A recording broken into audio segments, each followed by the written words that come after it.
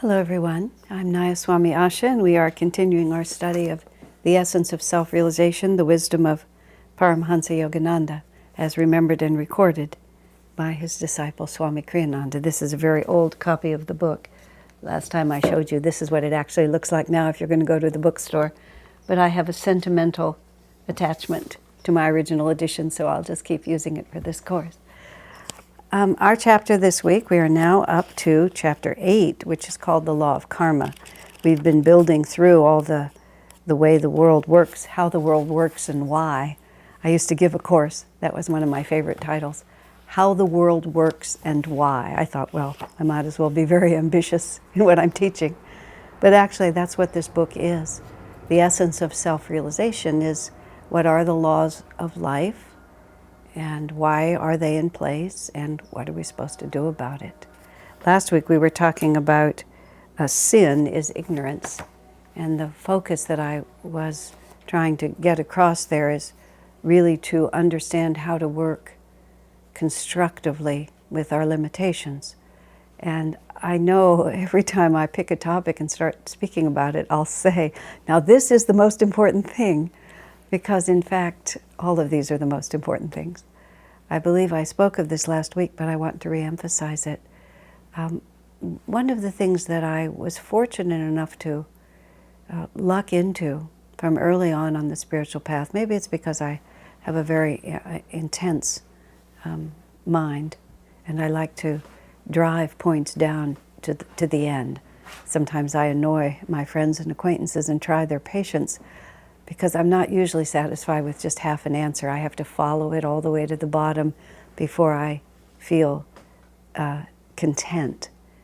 But on the spiritual path, that's actually a very helpful quality, in the sense that from very early on in my spiritual life, I tried to solve even small dilemmas by going all the way to the last point spiritually.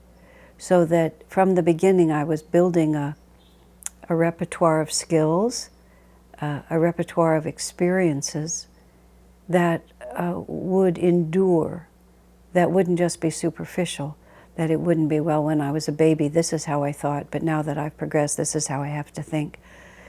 And I wanted to think like a saint, even before I could act like a saint, if you want to think of it like that. Last week I was trying to talk about the razor's edge that this presents, because on one hand we want to take the highest possible understanding and fearlessly embrace it, but at the same time we have to then apply that highest understanding in what Swamiji used to call a directional manner, and realize that there's the top of the mountain, and this is the step I have to take to get there, even though the step I'm taking is still on level ground and hasn't even begun the climb, but still I know where I'm going. I'm not just wandering around in the meadow. I've always been struck. I've read a lot of books about Himalayan climbs, climbing Mount Everest and others. I've always enjoyed true stories of heroic adventures. I guess I like to be inspired by what human beings can accomplish when they have to, whether social, political, or other conditions force them to heroic actions, or whether they embrace those on their own like mountain climbers do. Although I must admit the latter, embracing such a challenge as challenge like climbing Mount Everest, is 100% incomprehensible to me. But I like to read about others doing it. Having to cope heroically with circumstances imposed upon you is, I think, a karmic memory. So those stories have a different resonance inside of me. I mean, all of us have faced very difficult things. Sometimes we succeed in facing them heroically, sometimes we don't. But the courage to, even to imagine them, I think is a skill worth cultivating. Not that I'm recommending you follow my reading habits. It's just it's a peculiarity of my nature that I observe. One of the peculiarities of the Himalayan expeditions, especially the earlier expeditions before people could be transported by helicopter directly to base camp, would mean they'd have to walk sometimes for a month or two across very hot sections of India or Tibet or Nepal, wherever they were walking, and they would be just very, very hot before they would become very, very cold. And the irony of it always struck me is how just one way or another we grow into circumstances. Nothing ever stays the same. But even when they were walking on level ground, suffering from the heat, the objective was always there, that they were going to be climbing on very steep ground in intense cold.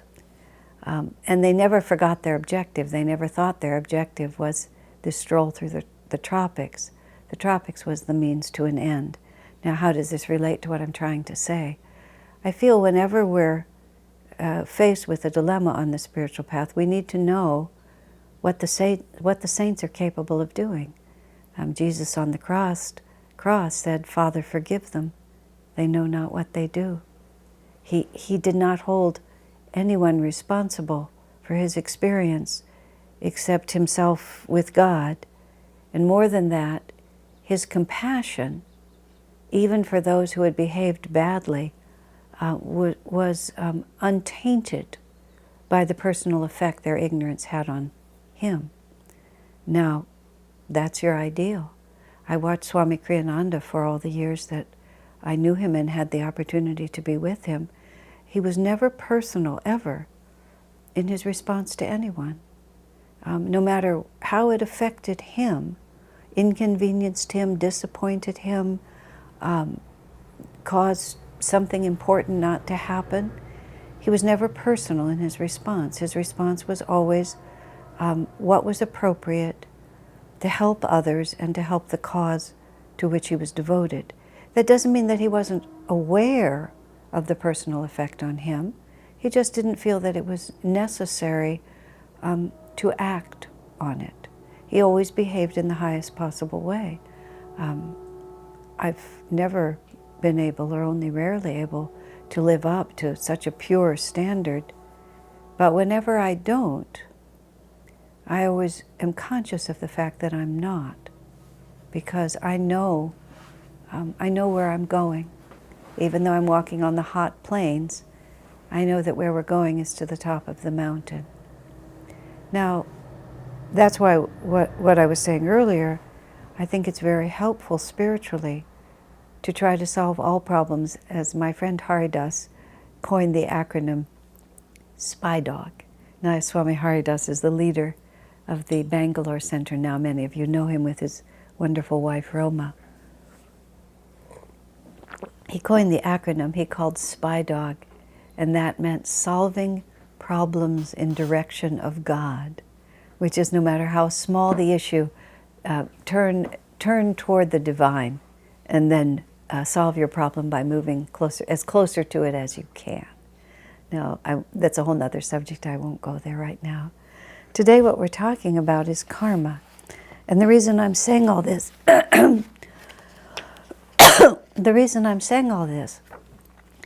is because understanding and relating properly to the issue of karma is one of those absolutely fundamental principles that the more dynamically, courageously, and wholeheartedly you can understand and embrace it, the more you can, how shall I put it, grease the wheels of your own spiritual progress.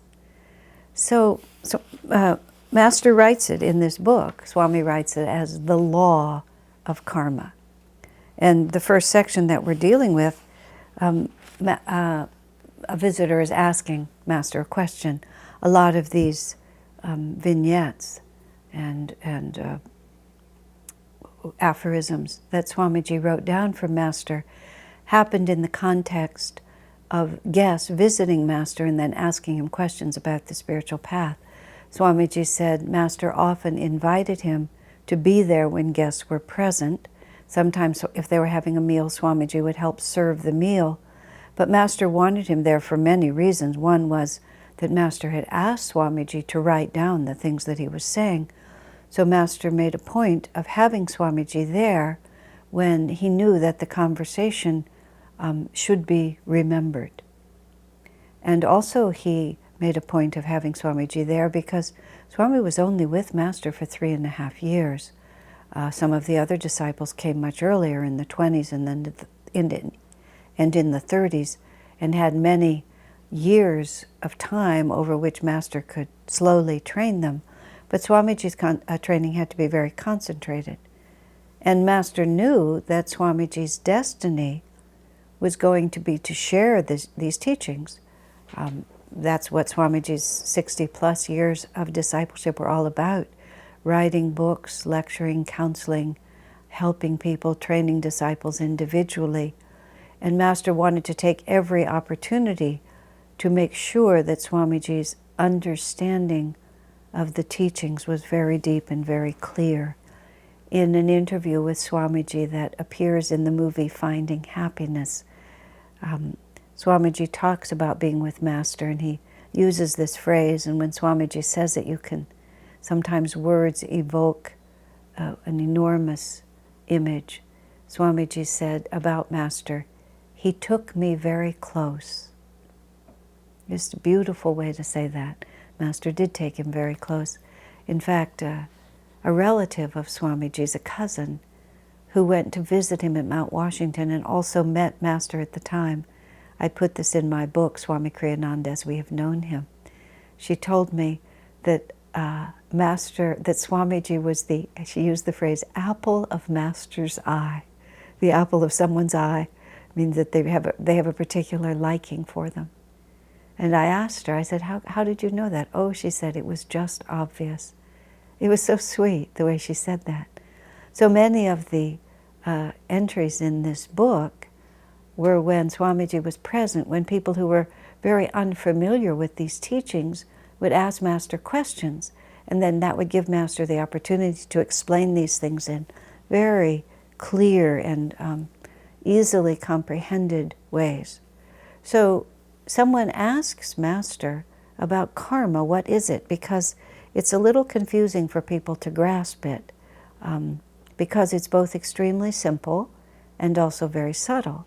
So Master begins to explain karma in this first entry in this chapter in the most obvious possible way. He speaks of it as consistent with natural law. And natural law is that for every action, there is an equal and opposite reaction. There's no necessity for a judge to evaluate and decide what should happen. It's just the way the universe is made. That's why it's called a natural law. And it's part of physics and biology and many other things. If there's a force in one direction, there's a force in another. This world is vibration, dual vibration, and everything operates this way. And human beings are just simply part of that. What makes it more difficult to see in human life, as Master explains, is that in the natural world, it's just very obvious. You push something this direction, it goes back that direction. The gun goes this way, and then there's a kickback this direction. It's just all of those forces are very direct. With karma, because you're dealing with more subtle realities, it's not always so immediately perceivable with the senses. And Master adds later, you also need more than one lifetime to really make it work. And the chapter after this one is reincarnation. So I won't go there so much, but that you run into a wall unless you can go beyond one incarnation. But Master makes a very important statement there, and he says, let's see, he says, to understand karma, you must realize that thoughts are things.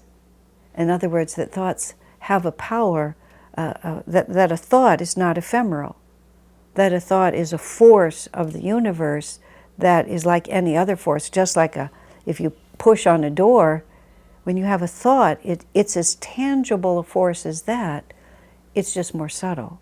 Those who are attuned to the subtlety of it can feel it immediately. I remember once I was with Swami Kriyananda in the evening at his home at Ananda Village. This was about 1975, 1976, when Ananda was still very small, and we had many quiet times together before the path before he'd written the new path, before everything, actually. No electricity, very quiet. And my friend Seva and I were at Swamiji's house, and I was his secretary then, and I had cooked dinner for him, and we were sitting together after dinner, and he was talking to Seva, and I was sitting in a position where I was slightly outside his field of vision. And a particularly calm vibration had settled over me. I was always enthusiastic and joyful, but not always calm. I won't say always, but I was often enthusiastic and joyful and mentally energetic. And just as I was saying earlier, my mind was very intense, and I would drill down. And when I was with Swamiji, he was often very willing to engage with me on my questions and so on. But this particular evening, this unusual state of calm had descended on me, and I was sitting extremely still and quiet, just enjoying that bhav, that spiritual mood. It wasn't unknown, but it wasn't that frequent for me at that time. And suddenly Swamiji looks up, and he's looking at Seva, and I'm out of sight. And he says to her, even though he can't see me, "Where are you, Asha?" He said, "I can't feel your mind the way I can usually feel it." And from behind him I laughed, and I said, "That's because it's unusually calm, sir." And then he sort of looked like he was inwardly searching. "Ah, yes," he said, "there you are." Just like that, without ever turning to see me. Because he was sensitive enough, he felt, he knew when I was there because of the characteristic restlessness, I'll call it eagerness, of my thought process. And when he didn't feel that, the normal vibration that he knew to be Asha, he wondered if perhaps I'd left the room. No, I'd just gone into another dimension. "Ah, yes," he said, "there you are." Master was conscious of people's thoughts all the time, everywhere. Remember the stories that Swami told about answering a question rather flippantly when someone asked him something. Master Swamiji was a bit undignified in his response and didn't quite answer properly. It was a psychiatrist, and Master, an atheistic psychiatrist, Swamiji sought to convince him of the truth of the spiritual path by speaking about miracles. And of course, for some people that would be persuasive, but it was the wrong answer for that man. And later, and Swamiji was miles away from Master. Master wasn't at the same location. He was nowhere around. Sometime later, a few days later, Master said to Swamiji, just apropos of nothing, "When you're with atheistic people like that, better not talk about miracles." And Swamiji said, "You knew." Master said, "I know every thought that you think." I mean, thoughts are things. They put out a force, they put out a light, they put out a sound. We may not always be conscious of it, although sometimes we are. Has the phone ever rung? I mean, now we have caller ID, so this neutralizes it. But have you ever received a phone call and you just know who's calling? Or you think to call someone and that person will say, "I was just thinking about you"? How often you are responding to someone's thoughts, but you don't know that you are. You think it was your own inclination, but it's not your own inclination at all. It's already there. I do a great deal of sharing of these teachings. It's really my full-time job in one form or another, if not spoken, then written.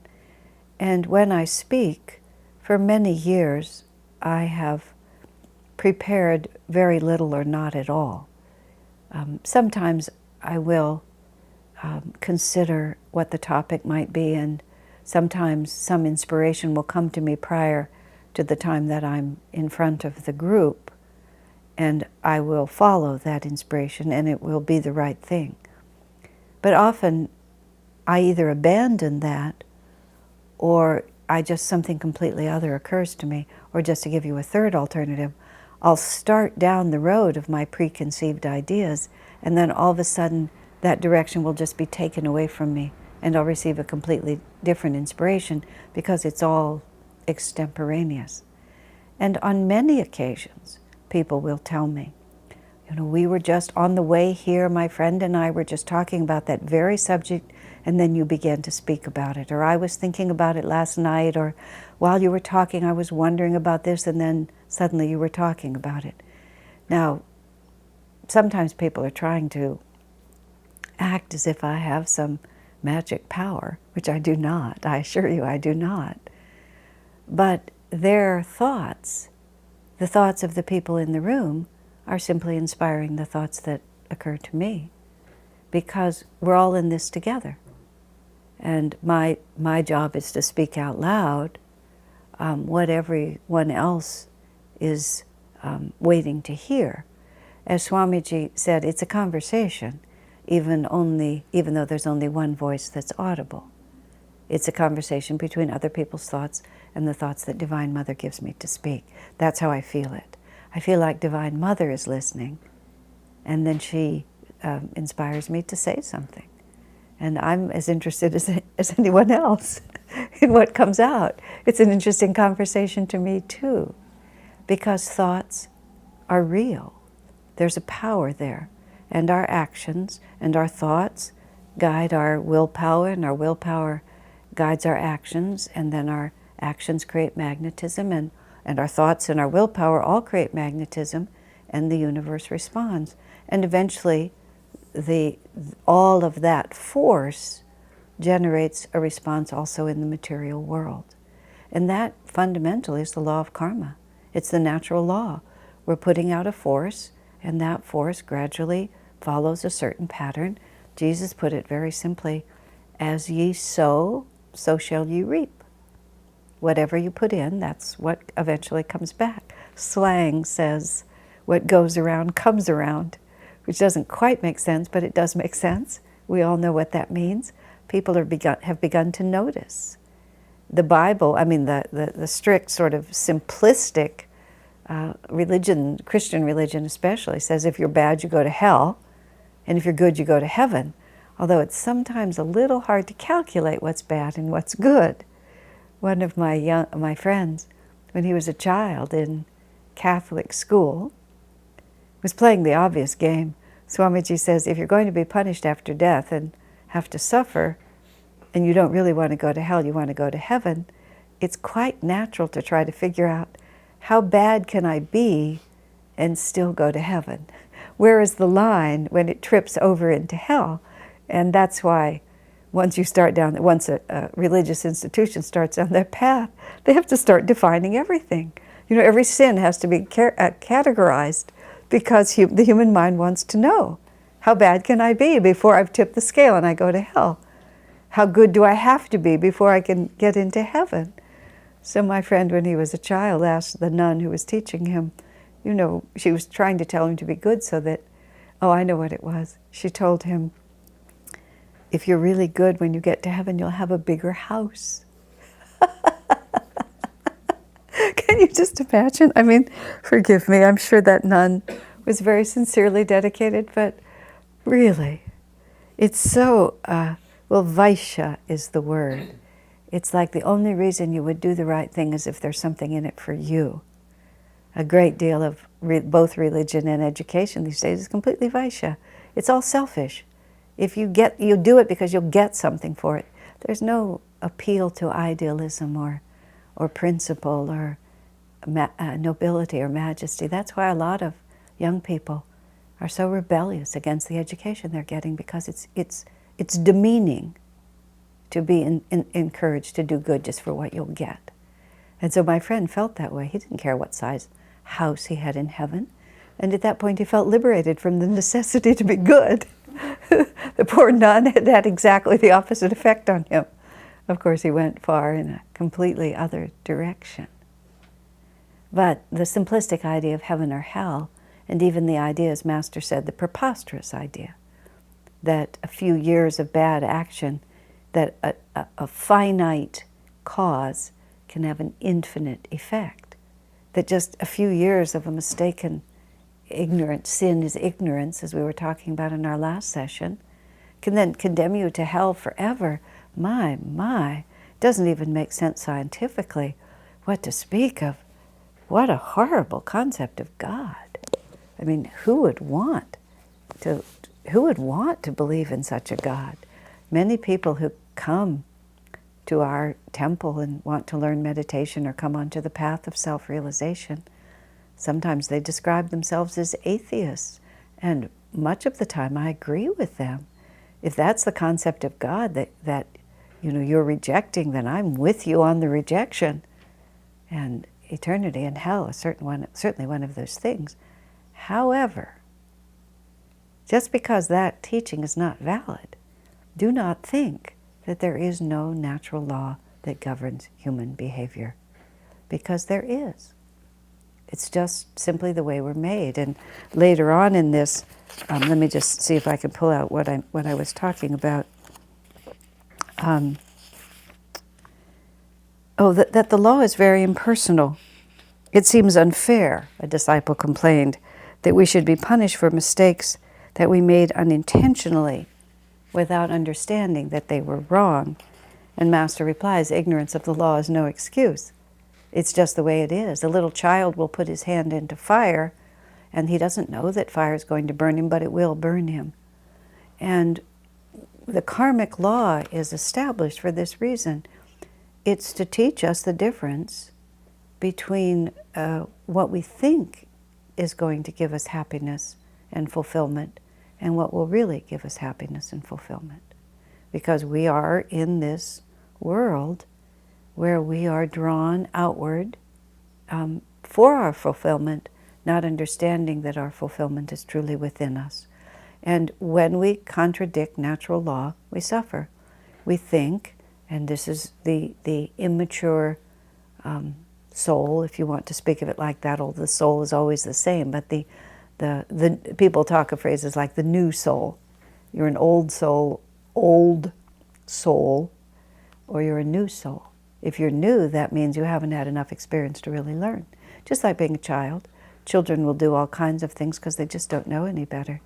When I was 7 years old, I went to sleepaway camp, even though I was quite small. And I enjoyed it completely, but I was the youngest child there by a couple of years. And so some of the activities that the other children did, I couldn't quite do. And one of them was a very simple thing of weaving together these kind of elastic bands on a small loom to make little pot holders. And for some reason, my hands were too small or whatever it was, but I was never able to make pot holders. So when parent visitation weekend came, all of the children had their pot holders hung on their bunks, their proud display of their work, and I didn't have any. And I felt badly that I didn't have any. So I saw that the girl in the bunk above me had 4, so I took 2 of them and hung them on mine. And of course, the transparency of the ploy was self-evident because the girl above me said, "Those are mine." And when I was discovered, I kept trying to tell my mother, "They fell." I said, "I didn't really take them, they fell."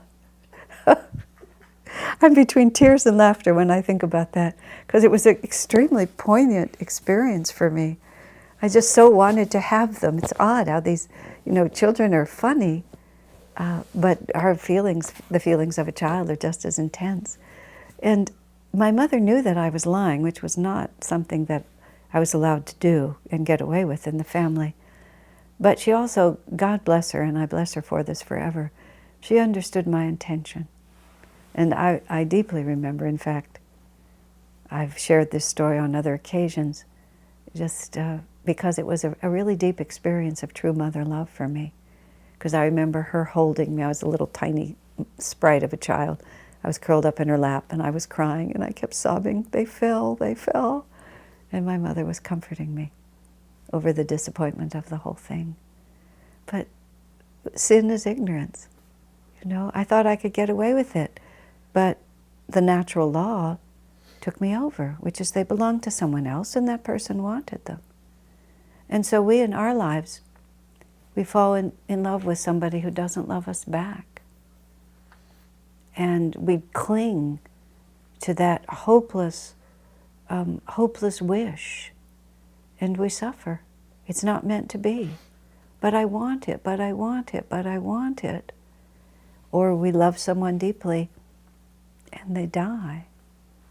And we rail against God. Why did you take this person away? Well, there's a natural law here. As a 7-year-old child, I thought I could just move those potholders and just claim that they were mine. But every adult looked at it and knew that I couldn't do that. But I thought I could. But natural law had to take its course. I had to suffer. I had to weep. I had to be comforted. I had to learn. And that's karma. It's just, we've set in motion. Think how many times in our lives we've done the wrong thing. It's very interesting to me, even at this point in my life, there's a few times I remember when I really did not respond correctly. Even, all the way back, something in kindergarten that happened. That just, when I was very, very unkind to another child, and for some idiotic reason, the teacher supported my unkindness. To this day, I have no idea why that teacher was so misguided as to allow me to be so wrong. But even then, I remembered, and I regret it. I can still feel the hurt in my heart that I inflicted on that child. Swamiji writes in The Path about his own recollection of things that he did wrong. One specific was he had a voice teacher when he was 18 years old, and she was an older woman who had been a great singer and no longer had her own voice, but was still extremely capable of bringing the music out of others. And she taught Swamiji beautifully. But then in one of the lessons she said, you have the potential to be not merely a good singer, but a great singer, because not only do you have the voice, but you have the understanding, you have the heart, you have the mind. And then she confessed to him, I'm living for just one thing now, which is to see you become a great singer. Now, at the age of 18, Swamiji was a serious truth seeker. It was 4 more years before he met Master, but he was already on a serious path to truth. And he knew his path was not to become a great singer, and he didn't want to be bound by the attachment and the ambition of this old woman. So he never went back. And in writing his book, he says, he knows that must have been very painful for her never to have seen him again.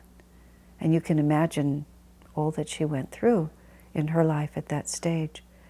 And Swamiji asks her forgiveness. And then he speaks of the fact that, many times in our life we hurt people out of ignorance. Sin is ignorance.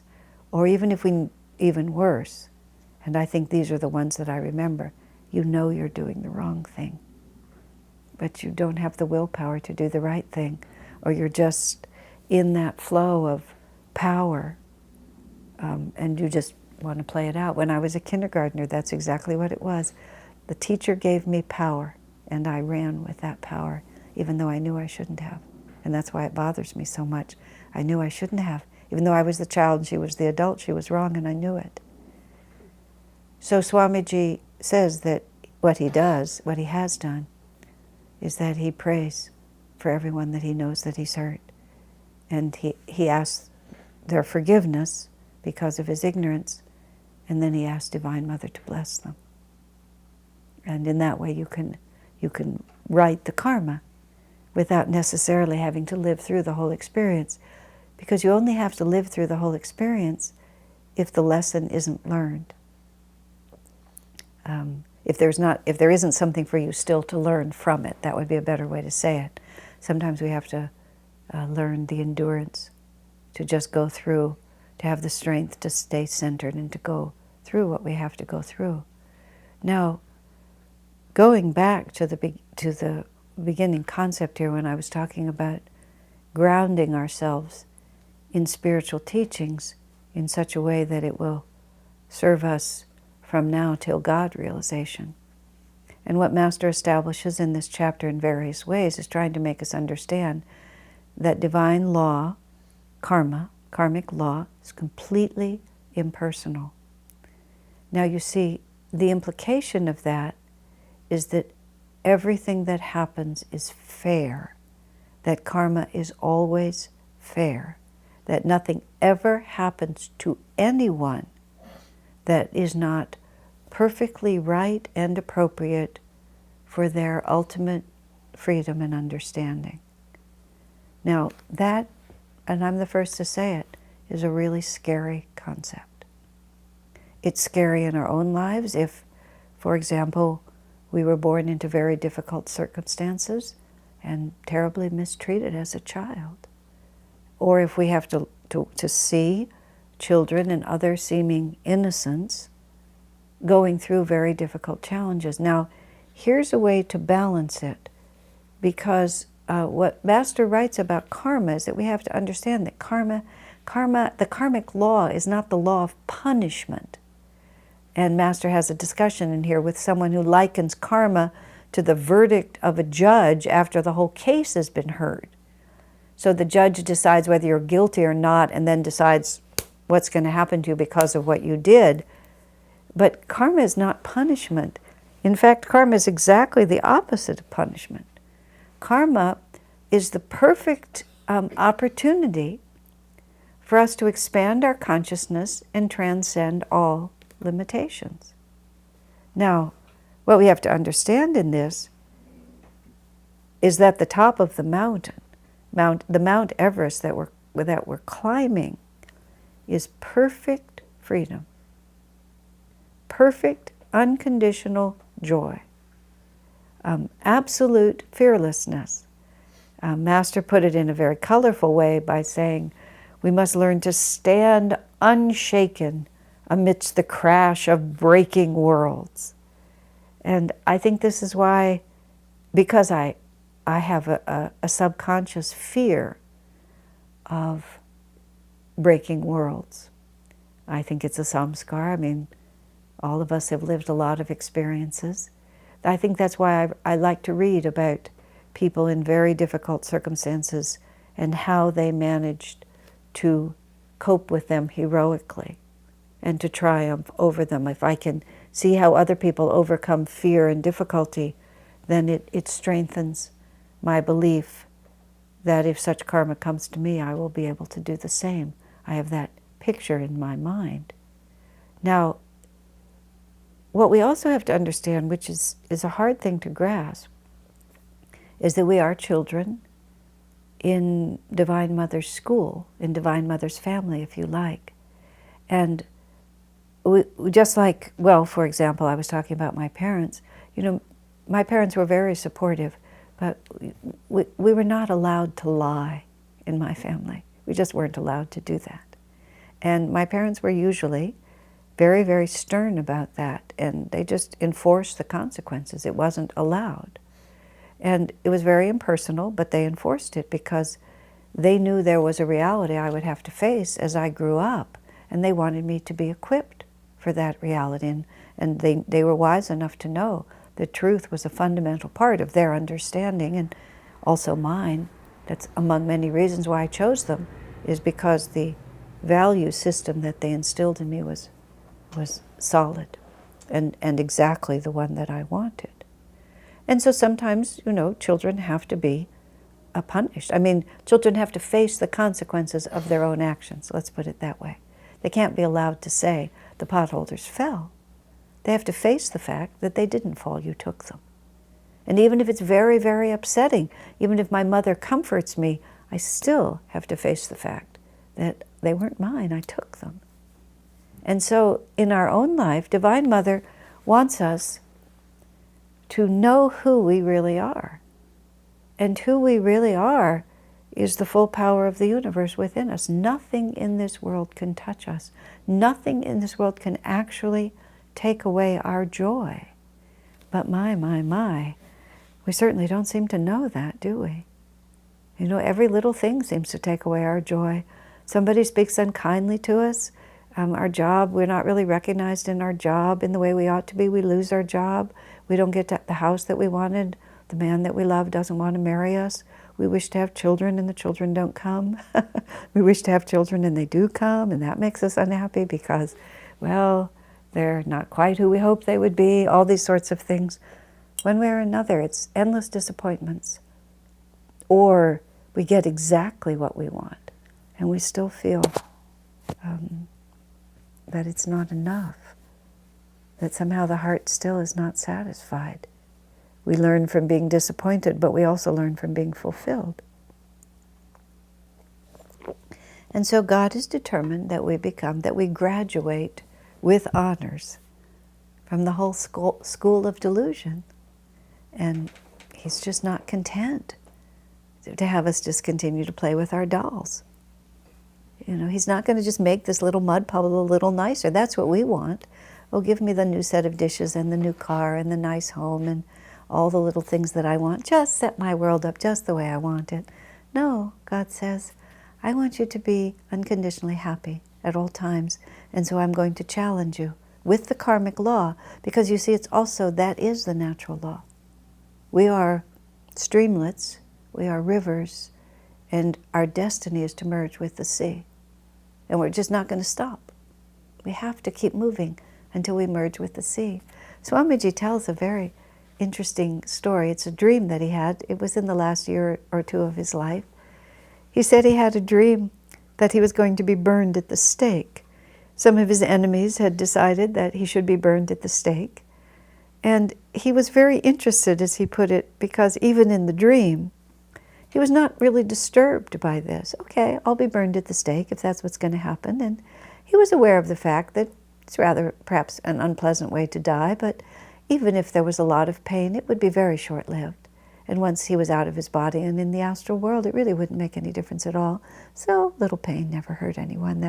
Is how he would think about it. And he says, in the way of dreams, which are sort of funny, his enemies, the ones who had sentenced him to be burned at the stake, were in the same room where he was being burned. And he was tied to the stake, and the faggots were all laid, the wood was all laid around him, and the fire was about to be kindled, and his enemies were at a banquet table, and they were all feasting and drinking. He was being burned at the stake, and they were having a party. And even that, complete equanimity, it didn't make any difference. And then just at the last second before the fire was lit and it all began to happen, his friends broke in and rescued him. And again, he said he was very pleased to see, even in the dream, his mental state was exactly the same. Oh, okay, so now my friends are here and I won't be burned at the stake. Now, that's what I'm talking about when I say, let's know what the highest of the mountain is. And so whatever karma comes to us, first we have to understand that this is not punishment, and it's not really reward. It's just natural law fulfilling itself. At some point, at some time, I set something in motion, and now I'm reaping that. Now I'm beginning to understand what it feels like to be on the receiving end of that kind of action. Or I'm getting the opportunity because I wanted it in my soul, and I was ready for it according to divine law. I'd grown to the point where I needed this kind of challenge, and my soul knew it needed to be challenged like this. If you go to school and you always stay in a grade 1 or 2 levels below the work that you can do, what is the point of that? You have to always be just right at the edge of what you don't know, and being given the exhilarating opportunity to expand ourselves to understand more. Sometimes that exhilarating opportunity comes as pain. But Swamiji said once, sometimes pain is the fastest route to freedom. That's a very interesting statement. It's the fastest way to get where we're going, because it challenges us to raise our energy to meet it dynamically. And all of karma is just the opportunity to meet it dynamically. This opportunity has come to me. What do I believe is true? Who do I think I am? Where does my happiness come from? What is lastingly real? And how do I solve this problem in the direction of God? So that state of rebellion, it still may be difficult to overcome it, but if we cannot rebel against it at least all our energy will be going toward the solution. Or if we do find ourselves rebelling, recognize that the rebellion itself is part of the difficulty. Swamiji tells a story of a time when he was with Master, and he aligned himself with a group within the ashram, which was very critical of everything that was going on, and Swamiji became a spokesperson for this group of this small cadre of negative people. And they were negative because instead of really finding positive ways to move the situations forward, they were just criticizing and telling everyone else that they were wrong. And Swamiji accidentally got aligned with them and did some things that he later regretted. And then when Master was scolding the monks for their behavior in that group, he directed almost all of his scolding right at Swamiji, even though Swamiji had been a very peripheral part of the group and hadn't really been the instigators or anything. But most of the scolding ended up being right at Swamiji. And at first Swamiji was very rebellious. Why are you talking to me like this? I had very little to do with it. He kept justifying, and inwardly. He was silent outwardly, but inwardly he was resisting the correction. And then afterwards, when he reflected on it, he realized it really didn't matter what the details were. If Master wanted to scold him, he should open his heart and mind and accept it. And so he wrote to Master, scold me more often. And Master understood, that Swami had understood, that we have to overcome all rebellion against what comes to us. And it may be appropriate to speak up, but we always have to speak up with detachment and respect, and not with self-justification. Because the karma may be to speak up. It's not that we always should be passive in the face of karma. We have to understand and behave appropriately, but to rebel against it is something quite different. We have to be genuinely interested. Wow, I wonder what I'm supposed to learn from this. And then try to figure out, am I supposed to be courageous and stand up and speak my mind? If that's what I'm supposed to do, I need to do it. Am I supposed to just be silent and just accept this as maybe not exactly factually true, but nonetheless karmically true? And also, you see, when we accept that karma is fair, we can live in this world so much more easily. People get tossed about all the time because, well, this is early Dwapara on planet Earth, and there's a lot of evil here. There's just a lot of genuine evil. And a lot of genuine evil has to be fought, and a lot of genuine evil gets to have its day. Master, there's one of the entries in this that happened obviously during the Korean War. And the whole question of whether it's ever justified to kill, and the question of whether it's justified to kill insects. Do you get bad karma for killing insects?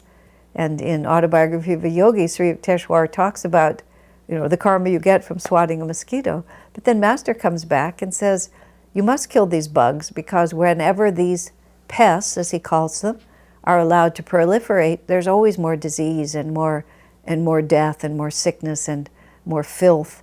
He said, you have to be dynamic. The human body has to be protected.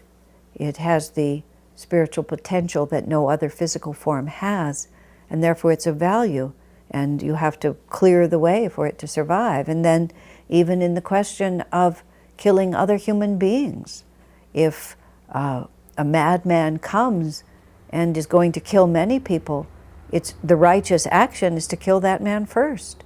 You can't just refuse to correct the wrong that's right in front of you. And then Master was asked specifically about the war in Korea. And he says it's an evil that has to be stopped, else the whole world will be enslaved. Master was very strong against communism because it's atheistic, it's materialistic, it's dehumanizing. It does not respect the innate dignity and value of every human life, but just wantonly kills and destroys. I mean, the countries that have been under communist rule have murdered millions of their own citizens. I mean, these are very serious and historical facts, because they're adhering to a philosophy that simply allows them to do it. In this sense, I'll mention also what's in this book. Someone asked Master about, is all karma individual, or do groups and nations and families have karma? And Master said yes, because they act as an entity. And he said how powerfully the whole country is affected by the karma depends on how much everyone participated in it. And Master himself said, and he said this emphatically many times, America will not be defeated when attacked by her enemies. And he predicted a time, which has not yet come, when war would come to us, that our enemies would attack us. But he said American karma, even though there have been mistakes, is fundamentally good, and the karma of her enemies is not good. So America will ultimately, in the end, will triumph, although the battle, many say, may be long and hard. But then Master talks about the reality of righteous war. When you're defending your country from invasion, when in Korea you're really trying to stop an evil from proliferating, or in the Second World War when the Nazi philosophy was so degraded, then people of righteousness simply had to stand up. And even if you had to kill people who in themselves may have been innocent, everyone was swept up in the group karma. Now, just as a little word about group karma, which is you have to really understand, it's not like Jews or Germans or Tutsis or Muslims or anything like that. It's not like the same souls are always those people.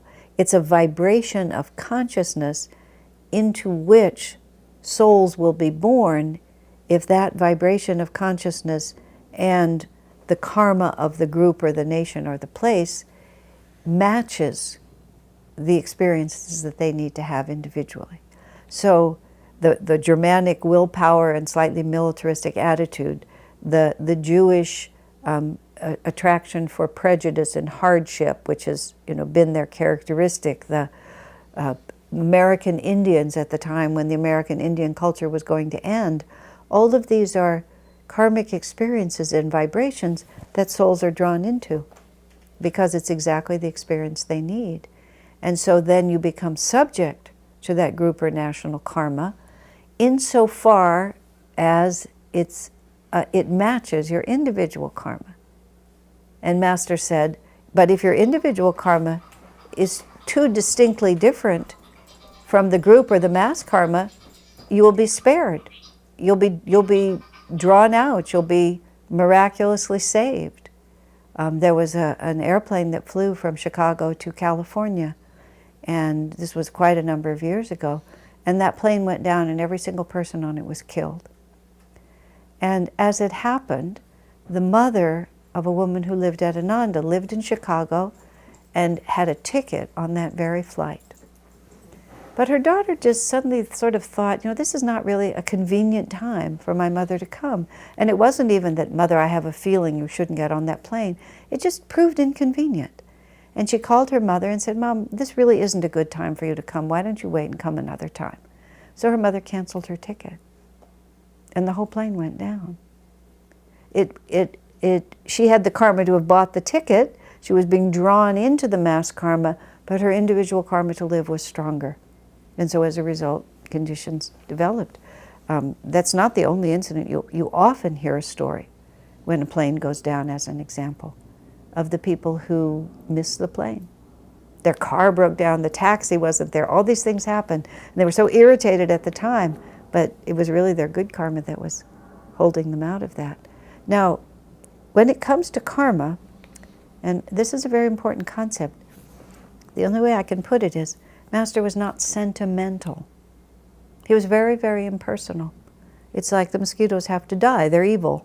And he actually spoke of many insects that are pestilential to human life. He said sometimes they swarm from dark planets. He says influenza, the influenza germs, he said once are an invasion from a darker planet, and they invade this planet to die. I mean, they're coming here and their evil karma will have them all be annihilated. I mean, you just don't know even what to think. And so pestilential creatures, they have inhabited those bodies and they need to be wiped out. He's very unsentimental about it. It's just the way it has to be done. And Krishna and the Bhagavad Gita, the whole story of righteous war, Arjuna's very upset because he's having to go to war with his cousins and having to kill people who are close to him. Now it's allegorical, but it's also literal. No, this has to be done.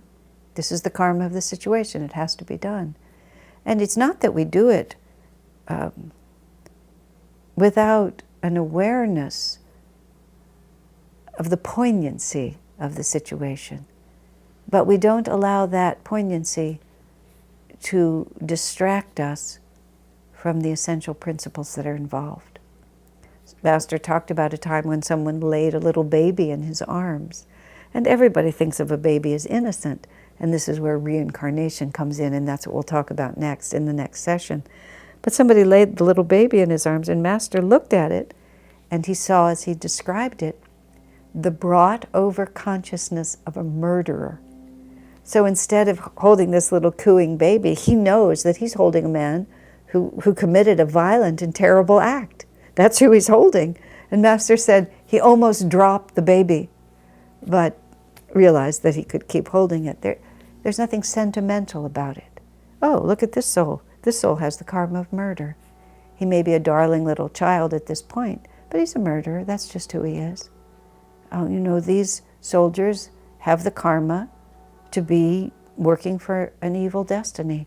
And if I am called into a righteous war, then we have to just face each other and do what has to be done.